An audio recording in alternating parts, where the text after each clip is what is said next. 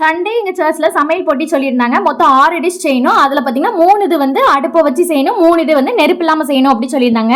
சர்ச்சுக்கு வலது பக்கம் இருக்கிறவங்களாம் ஒரு டீம் சொல்லியிருந்தாங்க, சர்ச்சுக்கு இடது பக்கம் இருக்கிறவங்களாம் இன்னொரு டீம் சொல்லியிருந்தாங்க. இது குரூப்பாக செய்கிறது தான். நான் வந்து நெருப்பே இல்லாமல் ஒரு 3 டிஷ் செய்யணும் சொல்லியிருந்தேன் இல்லையா, அது நான் செய்கிறேன் அப்படி சொல்லியிருந்தேன். நெருப்பை வச்சு செய்கிறதுல பார்த்தீங்கன்னா அதில் இன்ஸ்ட்ரக்ஷன் கொடுத்துருந்தாங்க. ஒரு டிஷ் வந்து சிக்கன் வச்சு பண்ணணும், இன்னொன்று கத்திரிக்காய் வச்சு பண்ணணும், 3வது பார்த்தீங்கன்னா ரவை வச்சு ஒரு ஸ்வீட் பண்ணணும்னு சொல்லியிருந்தாங்க. அதெல்லாம் மற்றவங்க பண்ணாங்க. நான் இந்த 3 தான் பண்ணியிருந்தேன். என்னன்னு பார்த்தீங்கன்னா கீ ஆப்பிள் பீடா, அதுக்கப்புறம் குக்கும்பர் போட்டு, அதுக்கப்புறம் டெண்டர் கோகோனட் ஜூஸ், இந்த 3 நான் பண்ணியிருந்தேன். பக்கத்து ஊரில் உள்ள ஏரல் அப்படிங்கிற ஊரில் உள்ள அந்த ஐயா ஐயரமா தான் ஜட்ஜாக வந்திருந்தாங்க.